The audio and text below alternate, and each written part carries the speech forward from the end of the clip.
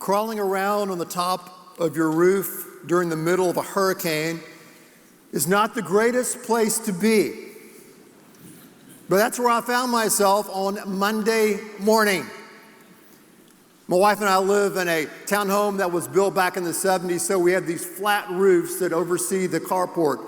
So as we were trying to get ready to leave our house during the hurricane, we noticed that water was leaking into our room there where we watched TV. So we went up to the second floor and we looked out on our roof, and there was a swimming pool that was knee deep because the leaves had backed up the gutters. And we said, we've got to do something about this, because if not, the roof's going to cave in and crash both cars. So in the middle of Burrell, I got into the bathing suit, white t-shirt, got outside, crawled on all fours around this very slippery surface. I didn't want to stand because it was 60-mile-an-hour wind. It was craziness, okay? I was pulling leaves off, throwing them over the edge, pulling leaves off. I would go back inside, kind of wait for a lull, crawl back out, get more leaves out. Crazy. Until finally the water started to flow, it subsided, and we were able to make it out. Now, we all have our storm stories over the years. If you've lived in Houston 2-3 years, you're going to have a storm story that's kind of crazy like that. So I'm glad to be here today. I'm glad to have made it through. And you know, there are a lot of people here today who worked the entire week just to make this worship service possible. Our tech team, our staff, and our choir, yes.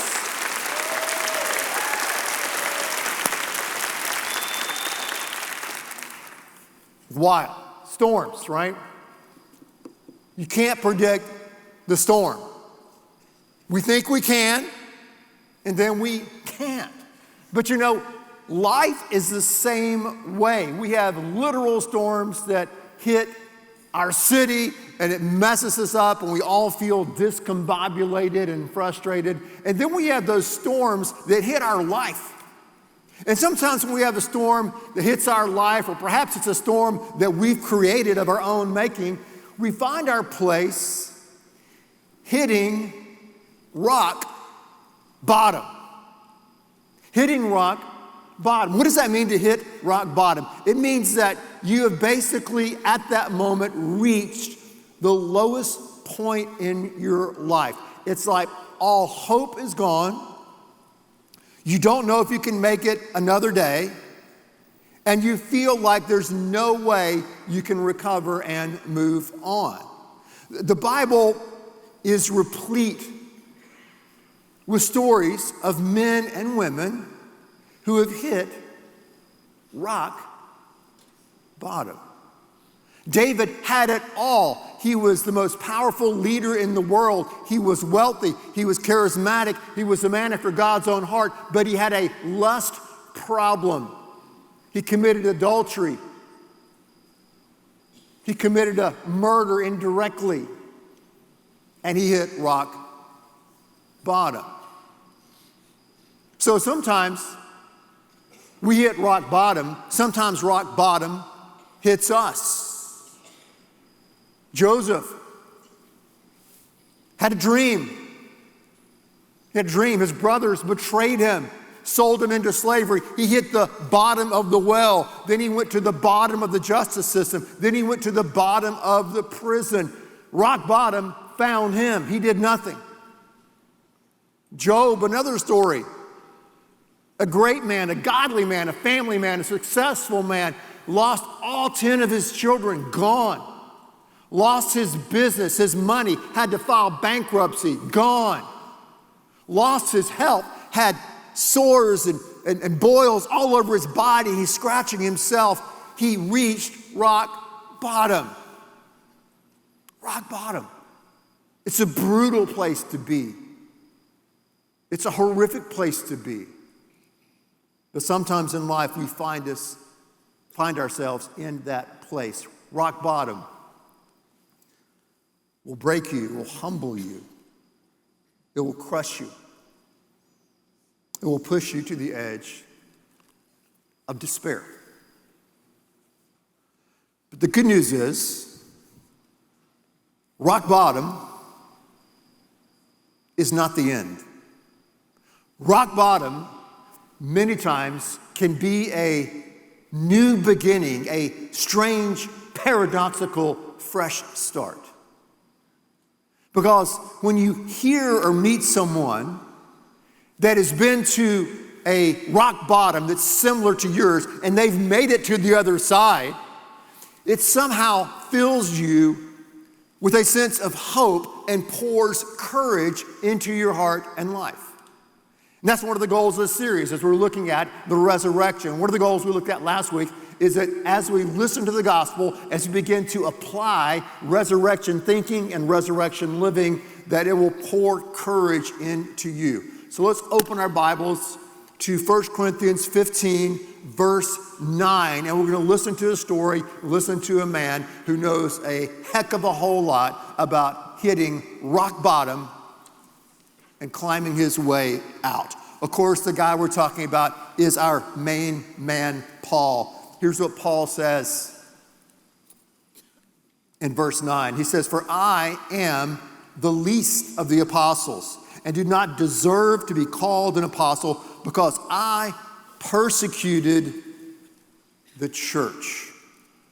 Paul's passion before he came to know Christ and experienced the power of the resurrection was to wipe out people who believed in Christ, to persecute them, to put them in prison, and in many cases have them executed.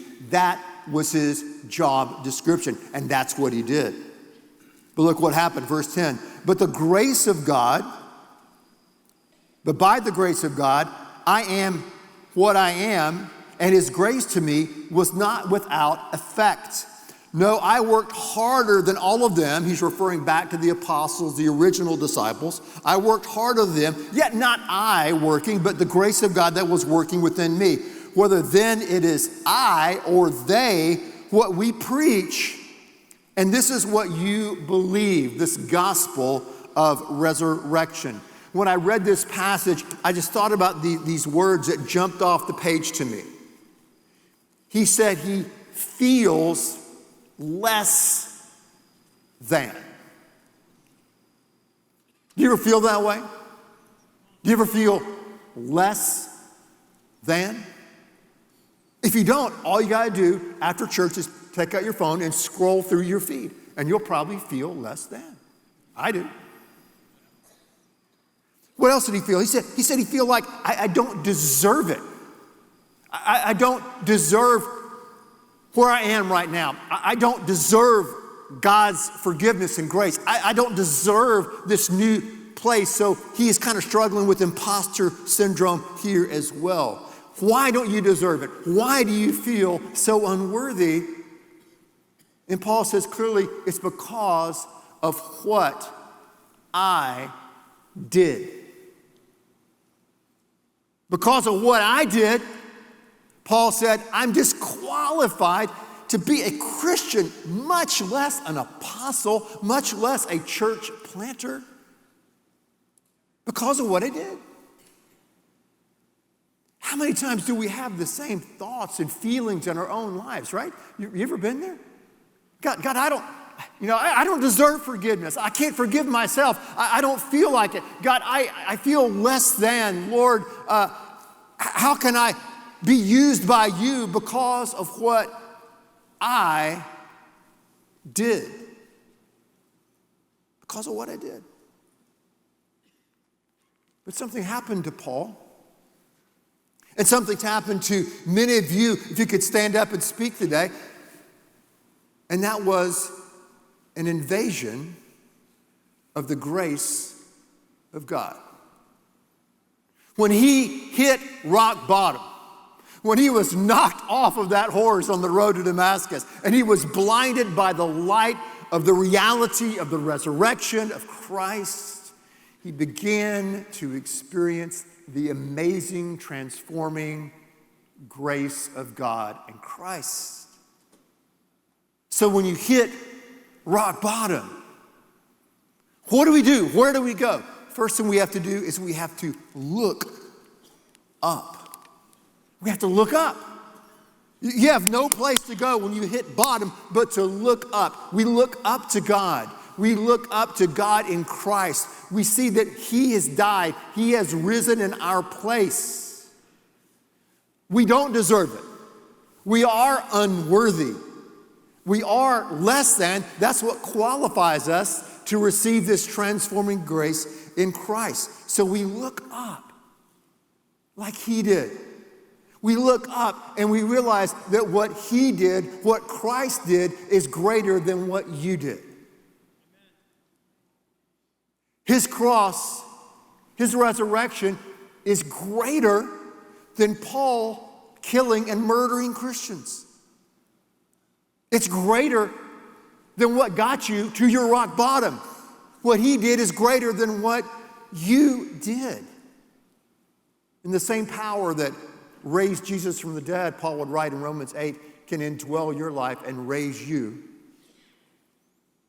from rock bottom. Hitting rock bottom many times can be a catalyst for your need for radical change. Because you're at the end of your rope.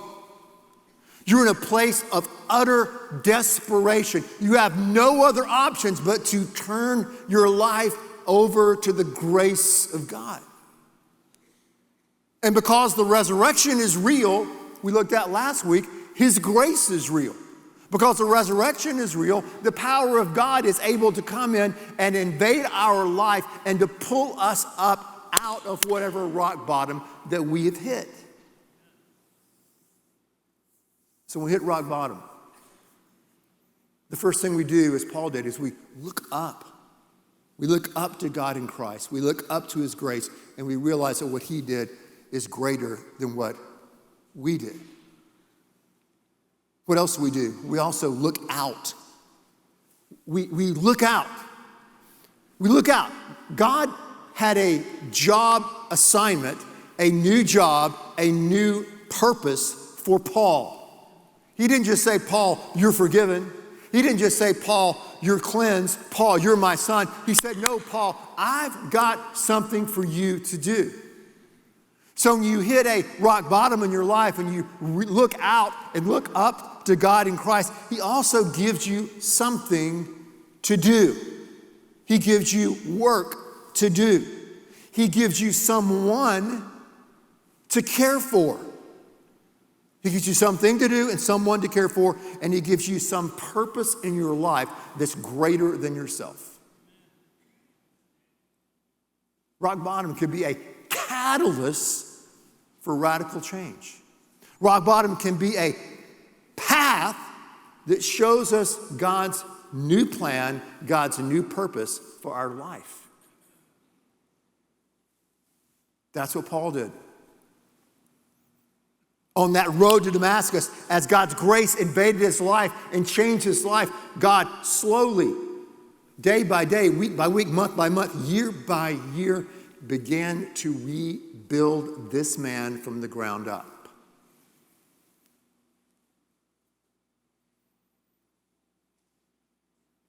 I don't know who said it, but it's true.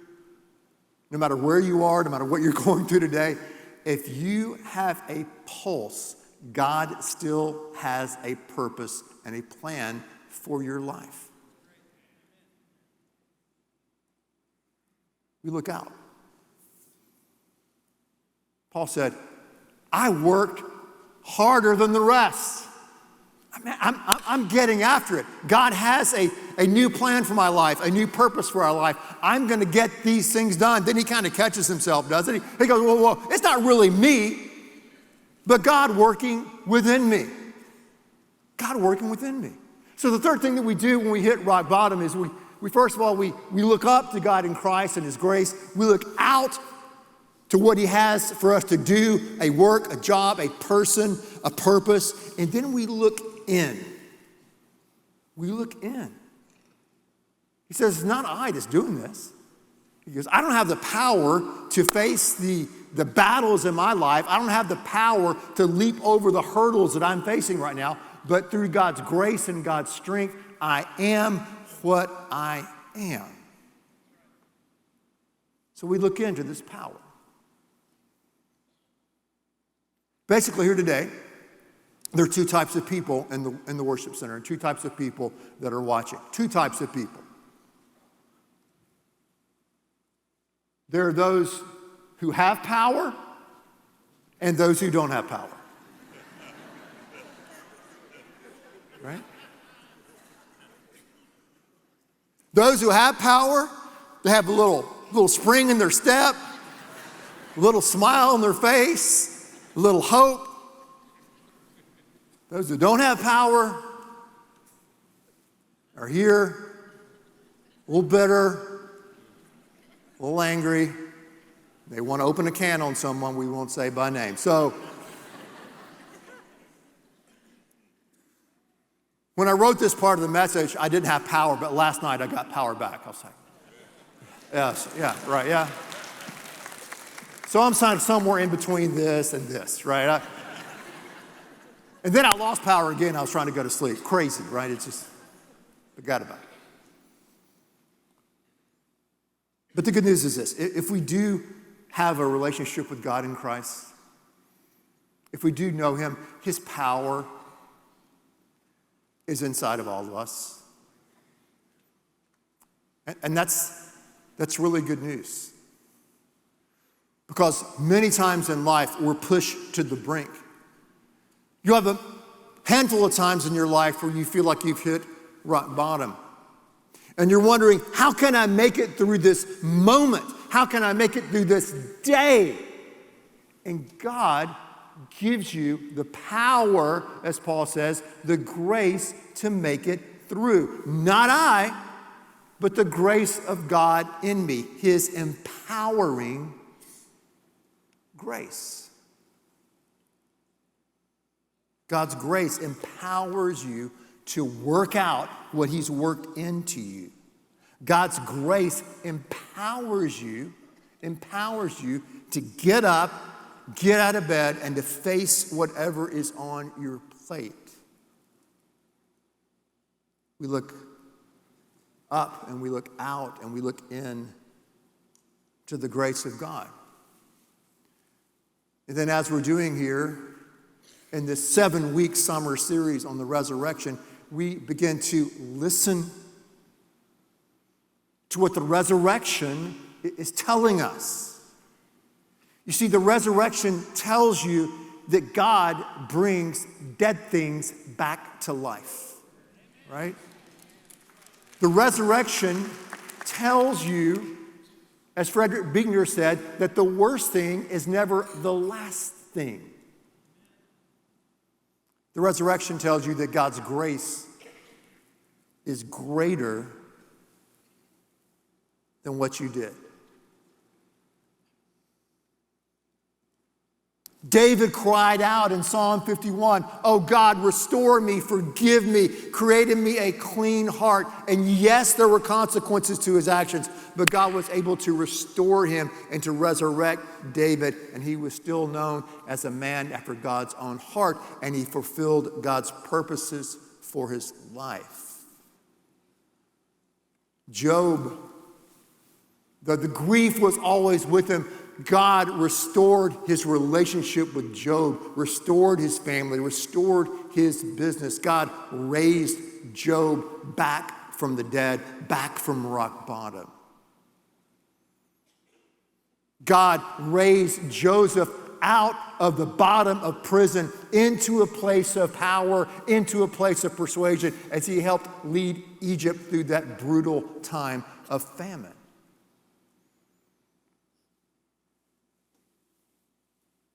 God's grace, God's resurrection power is greater than what we have done. You can't let your past define you. But you must let God's grace define you. Let God's grace define you. So if you find yourself in a place where you're hitting rock bottom, remember, we're resurrection people. That's who we are. We are resurrection people because we serve a resurrection God. We're resurrection people. We serve the God who brings dead things back to life. We serve a God who came in and hit rock bottom for us in Christ and went deeper still. We're resurrection people. Rock bottom may crush you, but resurrection will restore you. Rock bottom may humble you, but resurrection can heal you. Rock bottom pushes you to the edge of despair, but resurrection plants a seed of hope by the grace of God in Christ.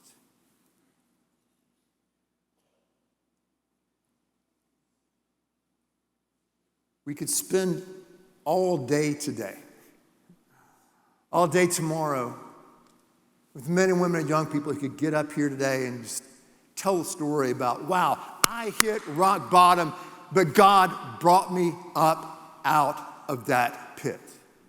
Rock bottom was a catalyst where God began to radically change my life with His grace and truth. I can testify to that. I can tell you when I hit rock bottom that God was there. When I hit rock bottom, God's people were there. When I hit rock bottom, God's grace